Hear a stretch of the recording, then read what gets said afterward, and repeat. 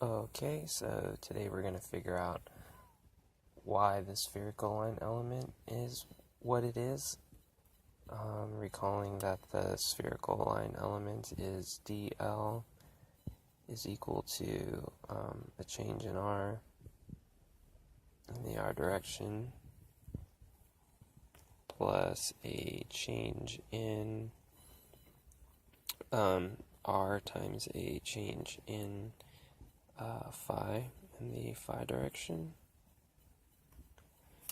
and it has one more component that is r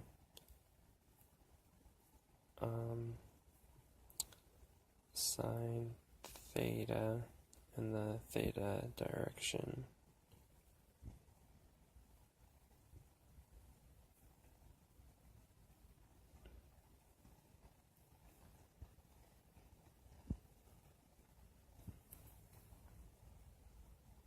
Okay, so why is this what it is? Knowing that r is equal to x in the x direction position, right? Is equal to x in the x direction plus y in the y direction plus z in the z direction. What would dr be?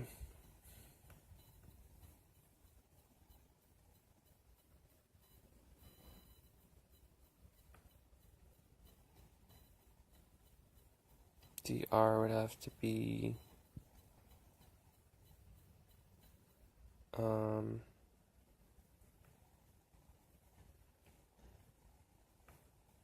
the derivative of r with respect to whichever variable we're interested in. We'll call it x sub I.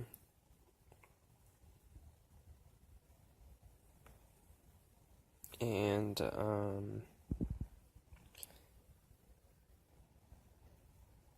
it would be with respect, we would have to multiply by a change in that same variable.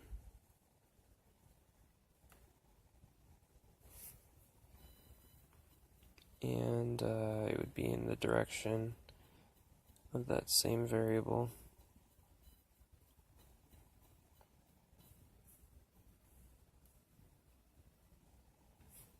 And we'd have to do this for all of the variables of I.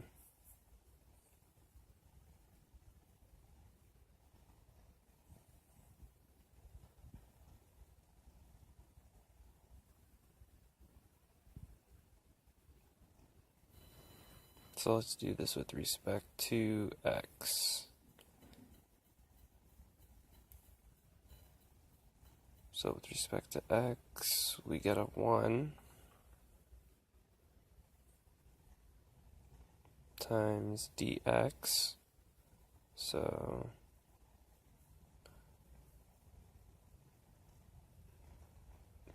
because we're just pretending that this is an x, x sub 1 is an x if you want to think about us doing the first index in the direction of x. The derivative of r with respect to y, x sub 2 is y, is going to be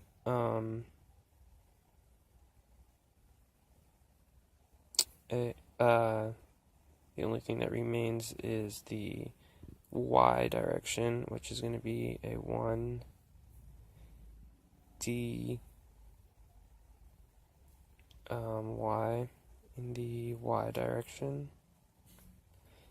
And similarly, we have a 1 dz and the z direction for Cartesian line elements, and a lot of books write it dl.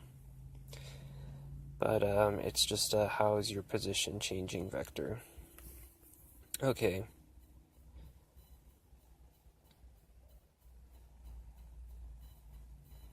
So we have to figure out what x, y, and z are in spherical.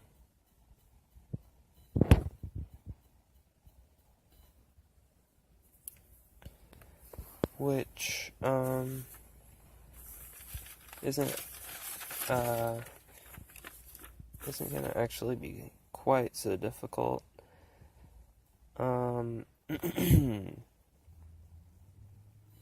I already did another video on that one, and I suppose I could just write them down because I guess I could talk about them as I'm writing them, though. So if you think about a circle with a radius, and this is a changing phi, however far out you go, this is a dr, and however much your angle is changing, that's going to be a d phi. And x is, in this case, if you think about it as the triangle that's being formed with every change of phi, and possibly r, even though r is constant in most of these cases. But anyway, it's going to be r, the maximum value of r, and what percentage of it you want.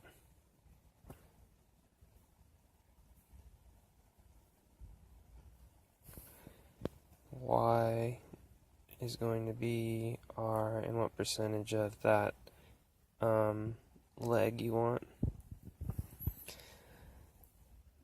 Z is irrelevant when we're looking at the flat part of this. So now when we're looking at the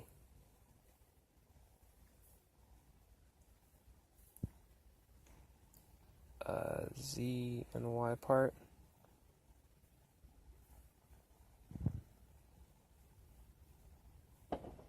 where this is the angle of theta,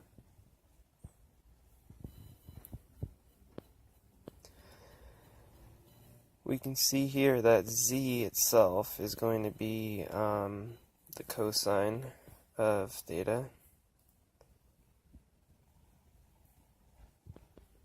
So r is going to be scaled by the cosine of theta. And this angle right here that's going to be spinning around, depending on how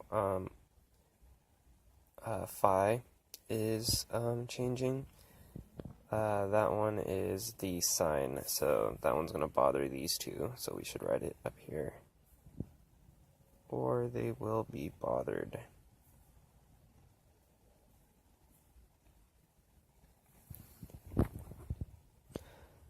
Alright, so we'll plug these guys into the R.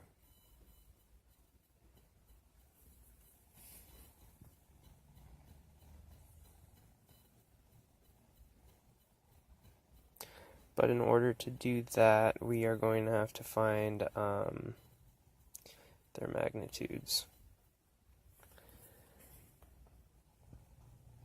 So let's go ahead and take their partials right now, because we'll need them for their magnitudes. So dr with respect to the radius r, so the derivative of the position vector as a whole, how does that change as the radius changes? Let's write it in a vector notation with elements for their x, y, and z components. So derivative of this with respect to r, this with respect to r, this with respect to r, um, constant, constant, constant.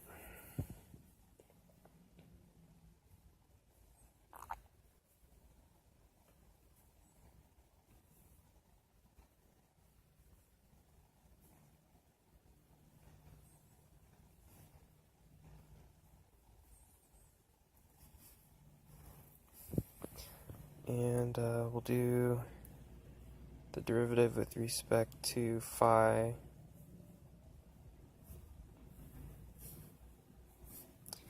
So the first one will be minus r sine phi sine theta,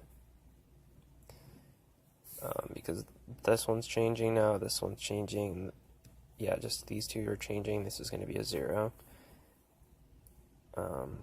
R cosine phi sine of theta, and yeah, this one is 0.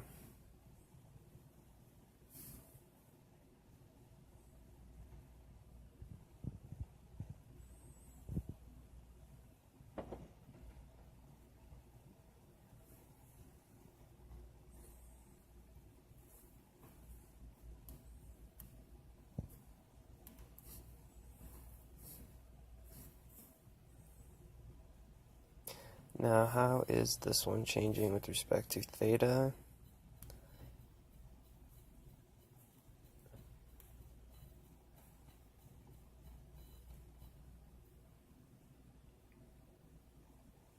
Oh, actually, this one doesn't need a minus.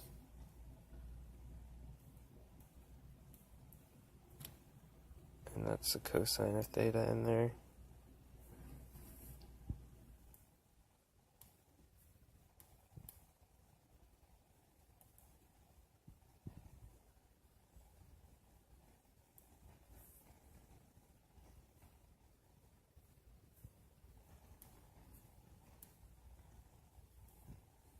Okay.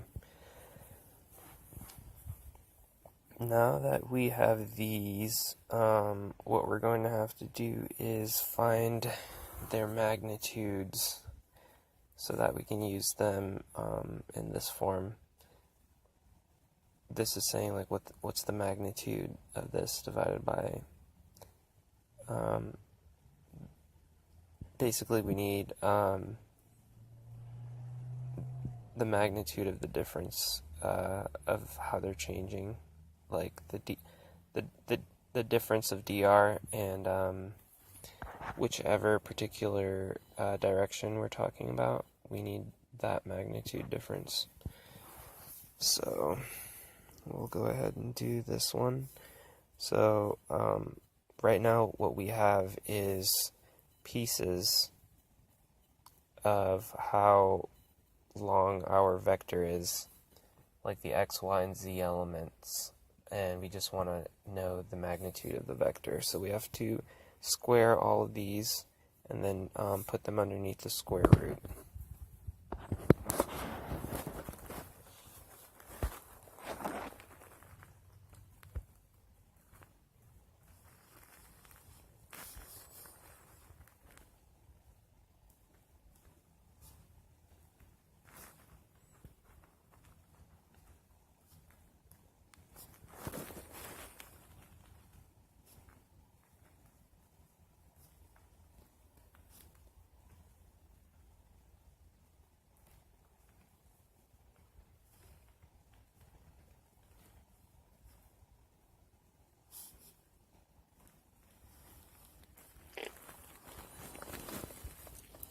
Okay, so what I'm going to do is factor out a sine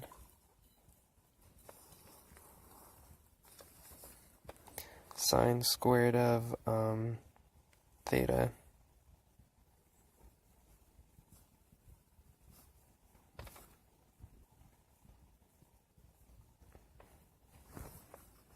In order to take advantage of a Pythagorean identity.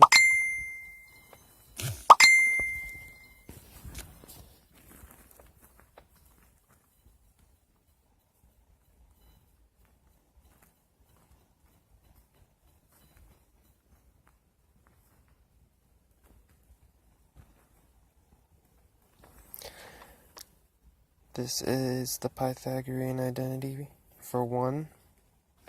This is also the Pythagorean identity for 1 after this becomes a 1.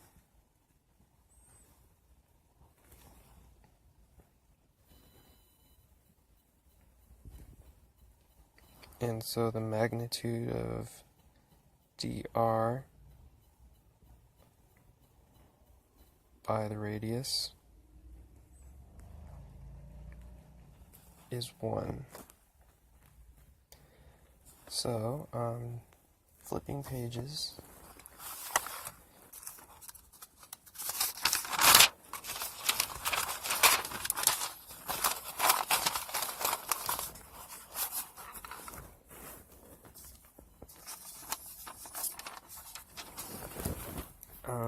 I guess I will go ahead and rewrite it here.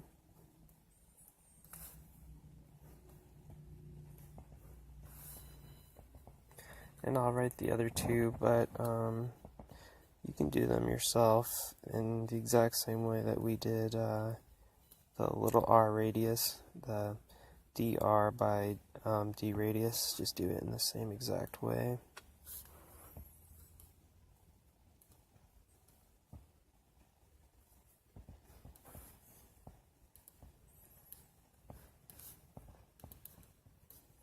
And if you notice, these look exactly like the coefficients of the spherical line element that we're trying to figure out why it has those coefficients. Alright, recalling the formula in front, the line element is equal to the summation from I to whatever dimensions. In our case, we have 3 dimensions, and we have to do dr by d whichever dimension, and we want to know the magnitude of the difference between those two, and we want to represent it in terms of the variable we're changing to, and we are going to need a marker for the position, a marker for the unit vector. Okay, so when I equals 1, we'll pretend it means r. That means the magnitude is 1. X sub I means r in the r direction, plus the magnitude of dr by d phi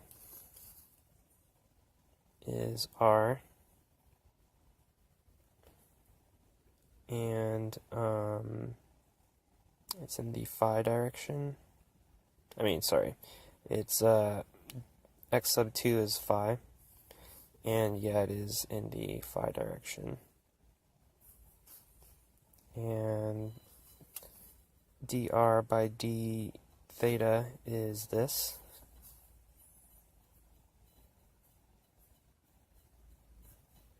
And that is a change in theta in the theta direction.